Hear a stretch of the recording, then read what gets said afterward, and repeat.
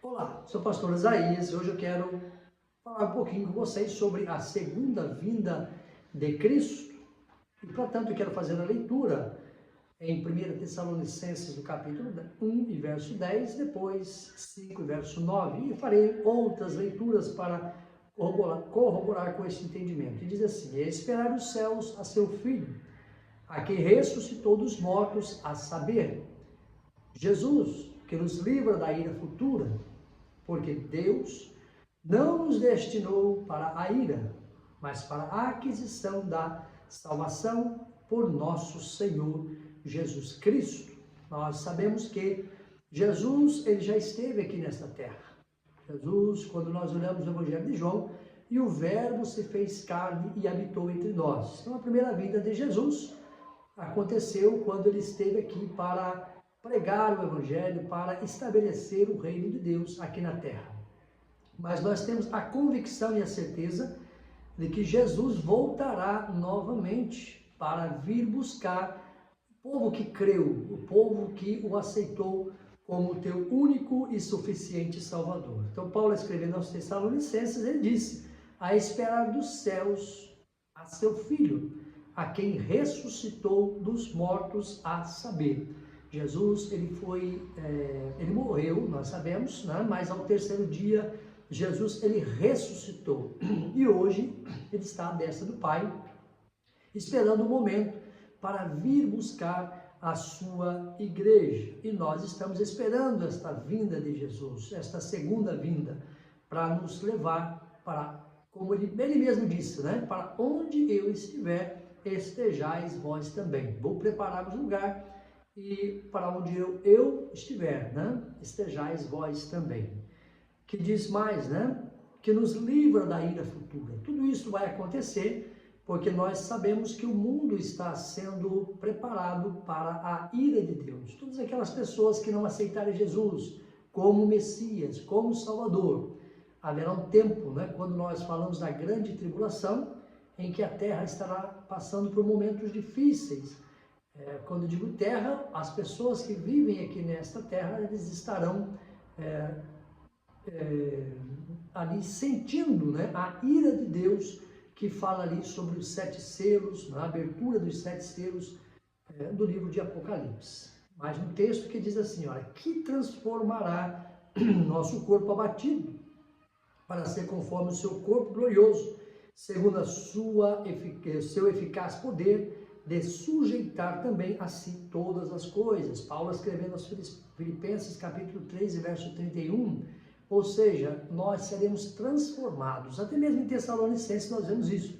Seremos transformados num abrir e fechar de olhos. Acho que em Coríntios ou Tessalonicenses fala isso, né?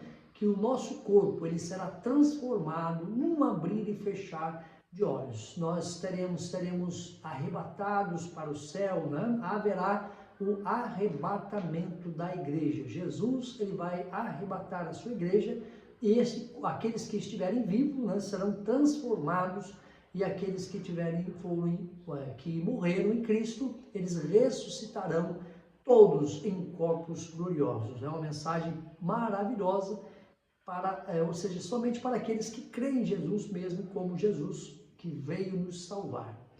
Eis que eu vos digo um mistério. Na verdade, nem todos dormiremos, aquilo que eu acabei de falar, mas nós seremos transformados num momento, num abrir e fechar de olhos, ante a última trombeta, porque a trombeta soará, e os mortos ressuscitarão incorruptíveis, e nós seremos transformados, porque convém que isto que é corruptível se revista da incorruptibilidade, e que isto que é mortal se revista da imortalidade. É em Coríntios que fala sobre isso, né? Capítulo 15, do verso 51 a 53. Paulo explicando aos coríntios, não é isso?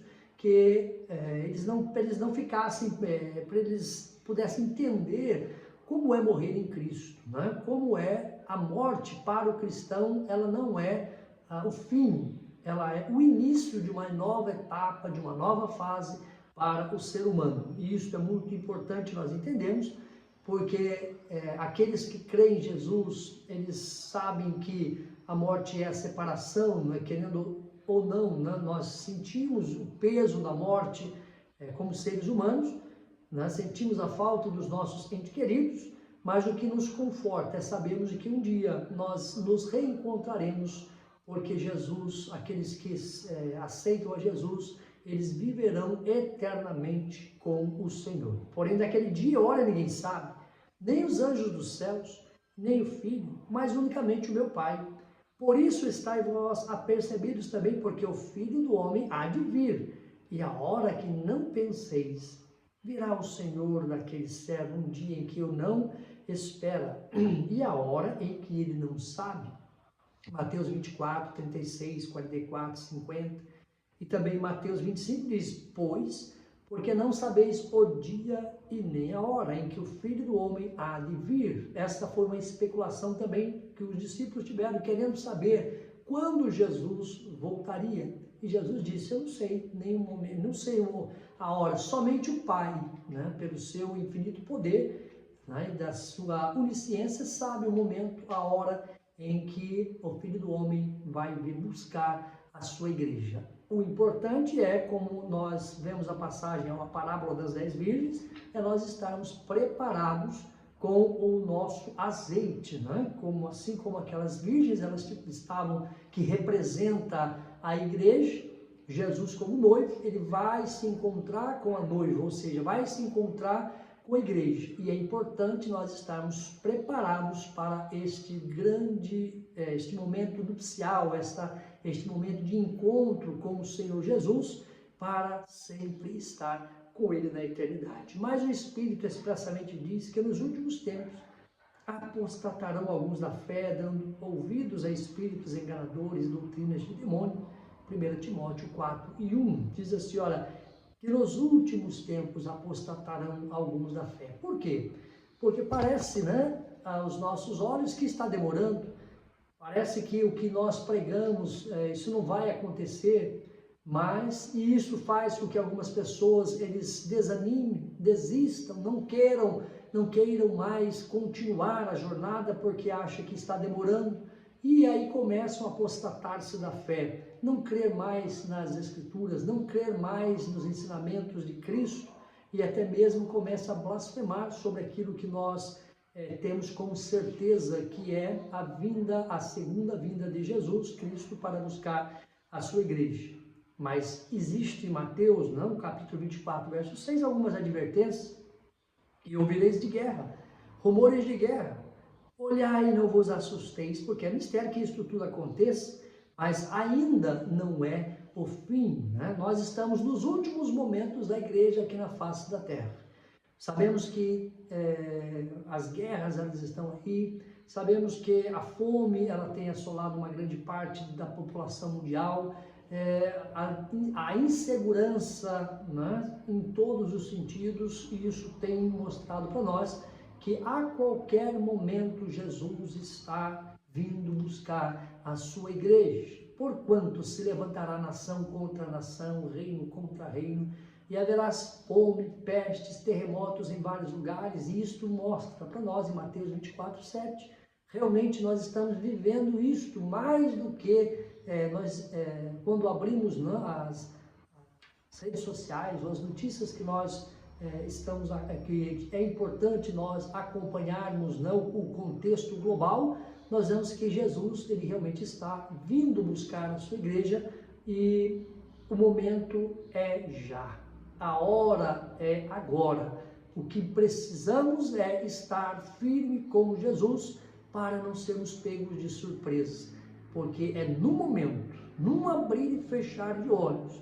E nós sabemos de que quando fala aqui no momento, no original ainda fala sobre um átomo, é a menor partícula existente na natureza, e é muito pequeno essa partícula, que é algo que quase que indivisível, né, dentro do contexto da engenharia ou da química, mas nós sabemos que mesmo que, né, nós não contamos o que nós aqui no abrir e fechar de olhos, né, que parece até mesmo muito tempo, mas vai ser muito rápido, não vai ter tempo de se preparar. É importante estar preparado para Jesus vir buscar a sua igreja. Então, os entregarão para seres atormentados, matar-vos-ão, sereis odiados de toda gente por causa do meu nome, né? A perseguição por causa do nome de Jesus, em muitos países isso já é uma realidade. Não se pode mais falar no nome de Cristo, não se pode mais proclamar o Evangelho abertamente e com liberdade. Nosso Brasil corre sérios riscos, né, de nós estarmos já quase que sendo proibidos de proclamar o Evangelho de Jesus, mas enquanto é tempo, nós precisamos estar alertas e atentos, porque Jesus vai vir buscar a sua igreja. E depois nós vamos continuar neste mesmo tempo, uma segunda parte, continuando falando sobre a segunda vinda de Cristo. Que Deus te abençoe.